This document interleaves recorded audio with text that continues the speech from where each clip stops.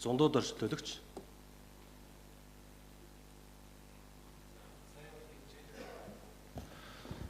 Улаанбаатар хотын 9 дүүрэг 204 хороонд 1900 хэсгийн ахлагч ажиллаж байна.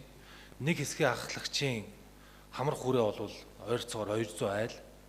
Энд бол одоо өвлийн хүүтэн, зуны халуун, бас бороотой шуургатай маш олон нөхцөлд ажиллаж байгаа. Гэтэл өнөөдөр зүгээр цалин 200 мянган төгрөгөөр нэмж байгаа. Цалин гэж урамшууллыг. Гэтэл нийгмийн тэр нөгөө хамгийн анхдагч хэрэгцээ болох нийгмийн байдал дээр нь яаж туслах юм? Яаж дэмжих юм? Хорооны засаг дарга бол ирээл буцдаг. Яг үүндээ томилогдоод тухайн одоо 4 жилдээ. Урд нь бол одоо тухайн амьдарч исэн хорооныхоо иргэдээс санал аваад ингээд ажилдаг байсан бол одоо ингээд зүгээр дарга нарын цүнхээс төрдөг хороон засагтай болсон. Тэр нь болохоор өөр таалагдахгүй хэсгийн ахлагч нараа дарамталдаг. Эсвэл өөрийнхөө хүсэл сонирхлыг биелүүлэх зорилготойгоор ашигладаг. Хүсээгүй зүйлийг нь хийлэгдэг. Гэх мэтлэн маш олон гомдлууд ирж байна. Тэгэхээр энэ хэсгийн ахлагчийн эрх хэмжээний асуудлыг бас ярьж дараагийн шатан дээр мэрийн зарчмаар явуулдаг. Тэр одоо олон ажлуудыг хөнгөвчлөх арга хэлбэрийг арай өөр ухаалаг систем рүү бас оруулах ийм одоо асуултууд байна. Яг одоо нийгэм дээр яаж бодлогоор дэмжих юм. Тэгээд сая 200 мянган төгрөгөөр тэр одоо 200 айл саржингаа ажиллаж байгаа шүү дээ. Энэ яг одоо хангалттай гэж үнэнд дүгнж байгаа юу?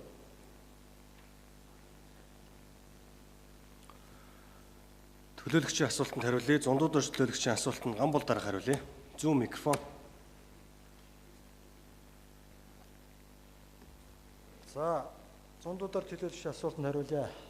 Таны тавьсан шүүмжлүүд зарим дүүрэг хороодод сүүлийн үед ирсээр гарч байгаа.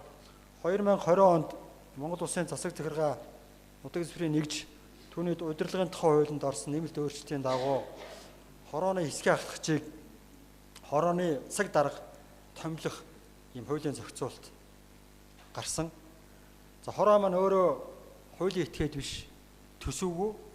За бүх төсвийг дүүргийн цаг даргаас засаг даргын хамгийн газраас захиран зарцуулдаг.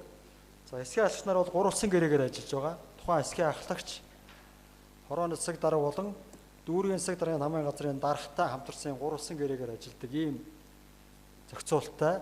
Ямар нэгэн байдлаар эрх үүрэгт нь хамааралгүй чиг үүрэг хэрэгжүүлж байгаа асуудал гарвал гурвалсан гэрээний дагуу дүүргийн хамгийн газарт болон бусад байгууллагуудад хандаж асуудлаа эрхээ хамгаалуулах эрхэм нээлттэй байгаа гэдгийг тэмдэглэж хэлье.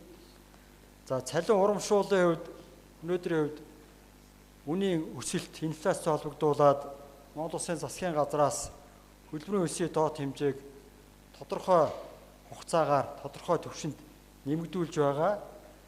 За түрүүн тамгын газрын дарга бол хэлсэн. За нийтдээ нийслэлийн хэмжээнд ажиллаж байгаа төрийн албан актын цалингийн хэмжээг Монгол Улсын засгийн газраас тогтоодог. Энэ цалингийн хэмжээний доод түвшинд бид нар хязгаарлагдаад цалингийн түвшин өнөөдөр 20% буюу 200 мянгаар нэмэгдүүлж байгаамаа. За ингээд нийслэлийн хэмжээнд нийслэлийн төрийн албан актын цалингийн хэмжээ нэмэгдсэн тохиолдолд мөн хөдөлмөрийн өсвийн доод хэмжээ нэмэгдсэн тохиолдолд цалин урамшууллыг тухай бүрд нь нэмэгдүүлэх боломж олцоо нийслэлд байгаа хаа гэж бодож байна.